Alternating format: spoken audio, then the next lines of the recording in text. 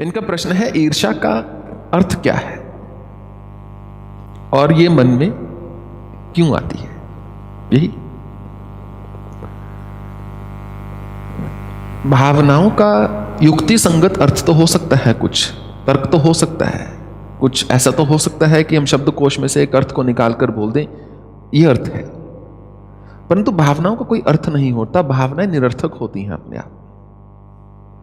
अर्थ मनुष्य हर चीज का निकालता है यहां से, और भावनाएं महसूस होती हैं यहां से। यहां से तो वो बुनता है, यहां से पहनता है, या उस जाल में फंसता है जो जाल यहां से बुन रहा है। तो ईर्ष्या एक ऐसी भावना है कि जो स्त्री है उसके लिए ईर्ष्या रहित होकर जीना लगभग असंभव है। यह सत्य बात है। पुरुष जो है वो अंधा होता है काम में, स्त्री जो है वो अंधी होती है ईर्ष्या में। उसकी भावनाएं ईर्ष्या से ही जागृत हैं सब। वो ईर्ष्या में ही हर चीज को रखना चाहती है, संजोना चाहती है, अपनाना चाहती है। शायद ईर्ष्या इसलिए भी होती है क्योंकि जब आप सब कुछ समर्पित कर देते हो अपना, पुरुष उतना समर्पित पुरुष के लिए होना बहुत मुश्किल है जितना कि स्त्री समर्पित कर पाती है अपने आप को। जब एक स्त्री ने सब कुछ समर्पित कर दिया, एक व्यक्ति ने सब कुछ समर्पित कर दिया, उसके बाद जब उसको लगता है अरे मैंने तो अपना सब कुछ दे दिया, अपना प्राण तक दे दिए, अपनी भावना, अपनी आत्मा, तन मन धन दे दिया, परंतु मैंने सोचा था कि मेरे ये बलिदान से, ये जो मैं मोल दे रही हूं, इससे ये चीज मेरी हो गई। परंतु फिर उस चीज को जब कोई और लेता है थोड़ा सा भी, तो आपको लगता है अरे ये तो मेरी चीज है।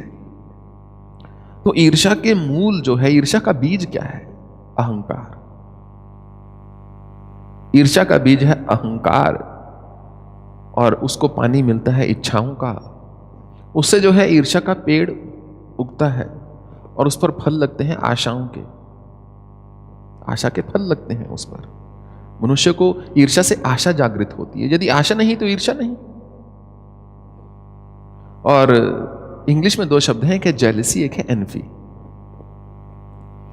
तो एक तो होती है प्रतिस्पर्धा होना, स्पर्धा होना, किसी प्रकार का कंपटीशन होना। उसमें तो आप अपनी उन्नति के लिए, स्वयं को अग्रसर करने के लिए अपने आप को एक तुला में तोल लेते हो कि उसके पास इतना है, मेरे पास इतना है, मुझे उस अवस्था तक पहुंचना है। वो एक अलग बात है। ईर्ष्या होती है जब आपको दूसरे से जलन हो रही है। तो जब जब मनुष्य के मन में स्वयं का स्वार्थ प्रबल होता है, तब तब ईर्ष्या ज्यादा होगी। कभी ना कभी तो सबके लिए थोड़ा सा भाव ईर्ष्या का सबके मन में आ जाएगा। ईर्ष्या के आने का अर्थ ये नहीं है कि आप एक निम्न कोटि के मनुष्य हो गए। तो ऐसा नहीं कि आप मतलब उच्च अवस्था को नहीं प्राप्त हुए या हो नहीं सकते। बस इतना सा है कि जब ईर्ष्या का भाव आया, जो व्यक्ति स्वयं का शत्रु है वो उस भाव के साथ बह लेता है, उस भाव से निकल नहीं पाता। और जो स्वयं का मित्र है, जो किसी अवस्था में एक अवस्था को प्राप्त हो चुका है, उसके भाव को आते ही वो तुरंत अपने आप से प्रश्न करता है कि क्या मैं इतना गिरा हूं कि मेरे मन में यह भाव क्यों आ रहा है। अपने आप को वो पूछ सकता है कि मेरे मन में यह भाव क्यों आ रहा है, मैं किससे जल रहा हूं, क्यों मेरे मन में ये जलन हो रही है। तो जिसमें कुछ शेष ना रह जाए आपकी चित्त का ईर्ष्या, वो ईर्ष्या हो गई। आपका अपना अस्तित्व खत्म हो जाता है जब आप ईर्ष्या में आ जाते हो, क्योंकि अब आप केवल दूसरे व्यक्ति के बारे में सोच रहे हो। आपने अपने आप को दूसरे के पैमाने में रख दिया। अब आप दूसरे के भाग्य पर प्रश्न उठा रहे हो, दूसरे के प्रारब्ध पर प्रश्न उठा रहे हो। ये भूल जाते हो कि दूसरा जो कमा कर आया है वो दूसरा अवश्य खाएगा। फिर मनुष्य को लगता है मैं चाहे फेंक दूं या कुत्ते को डाल दूं, दूसरे को ना मिले। ऐसा ही होता है ना, मेरी थाली में जो पड़ा है वो मैंने कमाया है, मैं इसका जो मर्जी करूं, दूसरे इसकी ओर देखे ना। वो ईर्ष्या है, अहंकार का भाव है, इसके अतिरिक्त और कुछ नहीं। और ऐसा कोई नहीं जिसके मन में कभी ना कभी ईर्ष्या का भाव ना आया हो, चाहे वो पुरुष हो चाहे स्त्री हो। क्योंकि प्रत्येक व्यक्ति चाहता है, हमने इस संसार में प्रेम को एक बहुत गलत परिभाषा दे दी है। हम ये सोचते हैं प्रेम का अर्थ होता है कि तुम्हें मेरी कितनी आवश्यकता है, जितनी ज्यादा मुझे तुम्हारी आवश्यकता उतना अधिक मुझे तुमसे प्रेम। ये एक धारणा है मनुष्य को।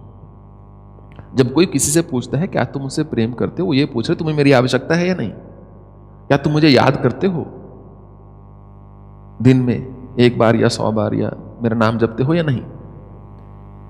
अगर एक व्यक्ति बोले नहीं मुझे तुम्हारी याद आती ही नहीं, मुझे तुम्हारी कोई आवश्यकता नहीं, तो हम सोचते हैं अगर आवश्यकता नहीं तो इसका मतलब प्रेम नहीं। आवश्यकता में हम नेचुरली स्वाभाविक रूप से उसका स्मरण करते हैं जिसकी हमको आवश्यकता है, परंतु वो प्रेम की परिभाषा नहीं। वो तो एक पंछी को पिंजरे में बंद करने की परिभाषा है कि तुम मेरी आंखों के आगे रहो, तुम मिट्ठू हो, तोते हो, मैं तुम्हें हरी मिर्ची भी दूंगी या दूंगा और तुम्हें चांदी के कटोरे में पानी दूंगा, पर रहो तुम मेरे सामने।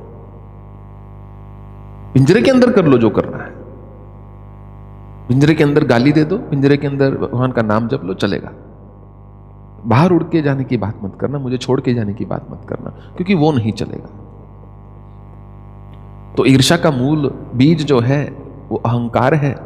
अहंकार हो गया ना, हमको लगता है कि मैं कुछ हो गया, परंतु इतनी बड़ी सृष्टि में, इतने अनंत सृष्टि में किसी का कोई अस्तित्व नहीं है। बस उसी को बोलते हैं अहंकार से ऊपर उठना। जिस दिन आपके मन में यह बात घर कर जाए कि जो मैं लिखा के आया हूं मेरे भाग्य में, मैं अपने कर्म पर स्थित रहूंगा, मुझे वो प्राप्त होगा ही होगा, जो दूसरे के भाग्य में वो उसको मिलेगा ही मिलेगा। कोई अगर पक्षपात हो रहा है तो वो व्यक्ति वो अर्जित करके आया है, लेकर आया है, अपना कमा कर आया है। जिस दिन आपके मन में ये घर कर जाए बात, ये बात जमकर बैठ जाए बढ़िया ढंग से कि मैं अपने कर्मों के लिए उत्तरदायी हूं और दूसरा दूसरे कर्मों के लिए उत्तरदायी, सबको अपने कर्मों का पता ही है। इतनी अनंत अथाह सृष्टि में ऐसा लोक न तद्भासते सूर्य न शशांको न पावकः यत् गत्वा न निवर्तन्ते तद्धामम परमम।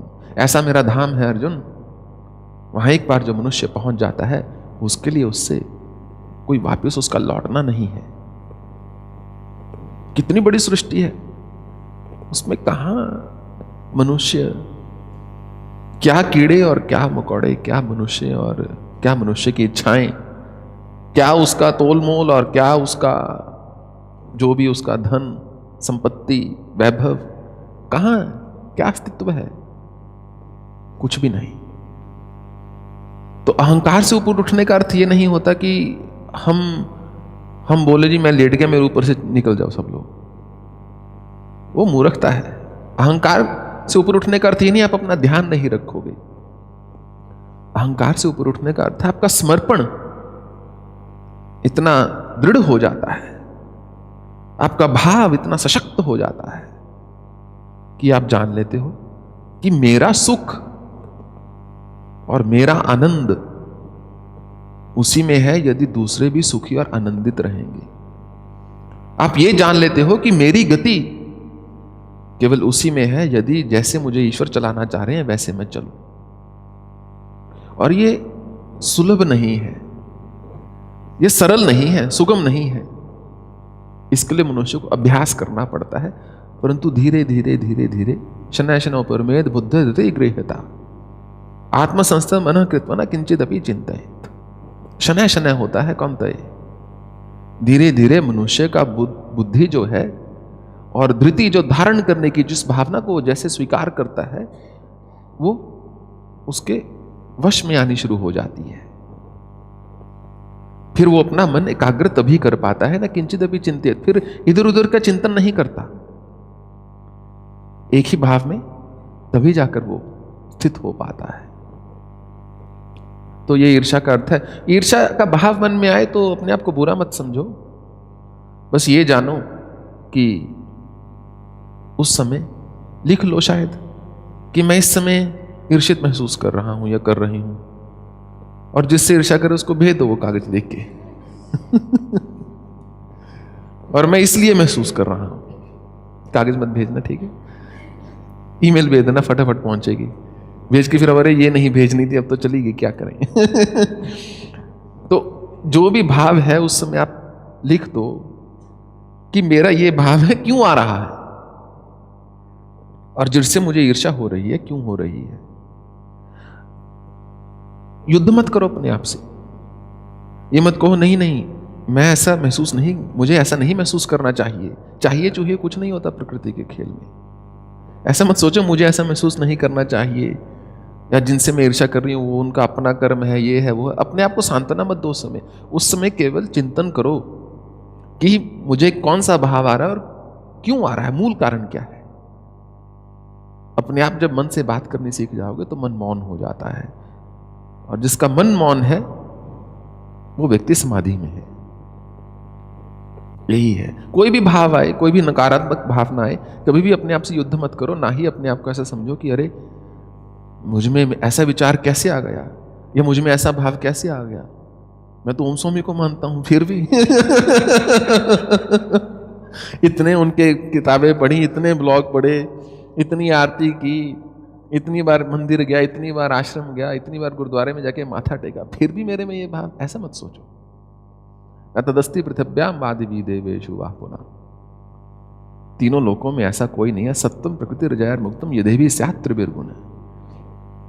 सत्व रजस और तमस के गुण जो हैं चलते रहेंगे, कोई नहीं है अर्जुन जो उनसे मुक्त ना हो, मुक्त हो। कभी ना कभी किसी ना किसी को आकर किसी ना किसी अवस्था में पकड़ लेते हैं, कोई बात नहीं। आप कितने ही अपने स्वास्थ्य का ध्यान रखो, जुकाम लग सकता है, नजला हो सकता है, खांसी हो सकती है, कैंसर भी हो सकता है, कुछ भी हो सकता है। अगर हो जाता है इसका यह अर्थ नहीं आपने ध्यान नहीं रखा, मौसम ऐसा है, हवा ऐसी है, चल पड़ी। ठीक उसी प्रकार जब भावनाओं का जुकाम हो जाए, खांसी हो जाए, तो थोड़ी दवा दारू कर लो, पीने वाली दारू नहीं, वो दूसरे वाली। थोड़ा अपना ध्यान रख लो, उस भाव को प्रश्न करो कि मैं इस समय क्या अनुभूत कर रहा हूं और क्यों, क्या कारण है। जैसे ही आप कारण को पूछोगे, मन बाध्य हो जाता है वो जो शोर से उठकर वास्तविक बात को बोलने के लिए। नहीं तो मन शोर मचाता है, वो शोर में इतना कोलाहल होता है कि कुछ सुनाई नहीं दे रहा। जब आप एक भीड़ वाली सड़क पर चले जा रहे हैं, लगता है सब लोग बहुत काम कर रहे हैं, सब लोग बहुत व्यस्त हैं, जबकि सब लोग बैठ के ऑफिस पहुंचते ही चाय पिएंगे, किसी को जल्दी नहीं है। पर सड़क पर चलते हुए सबको मारा मारी, वो हॉर्न बज रहे हैं जोर जोर से कि हटो रास्ते से, मुझे काम पे पहुंचना है, मैं देश चला रहा हूं।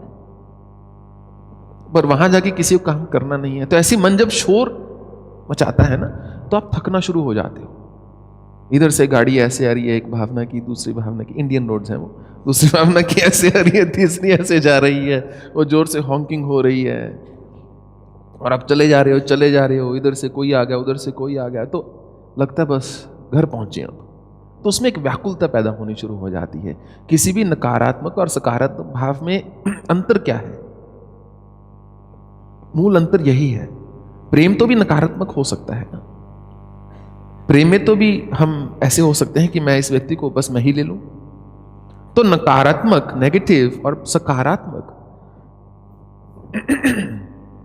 पॉजिटिव भाव में अंतर क्या हुआ? फिर अंतर बस इतना सा होता है, जो एक नेगेटिव इमोशन है, नकारात्मक भाव है, वो आपको व्याकुल कर देता है, उससे आप विचलित हो जाते हो, उससे सब चीज बस दैन्य अवस्था में लगती है, दीनहीन क्षीण, क्षुद्र लगती है, छोटी लगती है।